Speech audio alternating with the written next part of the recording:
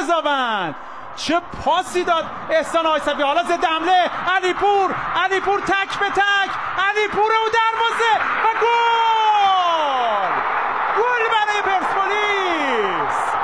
این طرف سپاهانیان نزدن تا اون طرف اینجوری جریمه بشن. فوتبال همینه، نزنی میخوری. چقدر جذاب شد تو عرض چند ثانیه، همه چی برگشت. حسرت آریا یوسفی.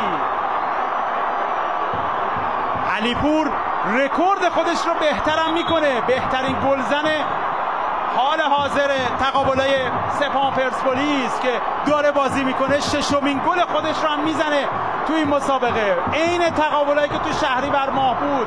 ببینید از زمین خودشون اصلا بود، اصلا آفساید نمیتونست باشه چون از زمین خودشون حرکت کرده بود و از کجا هم ضربش رو زد.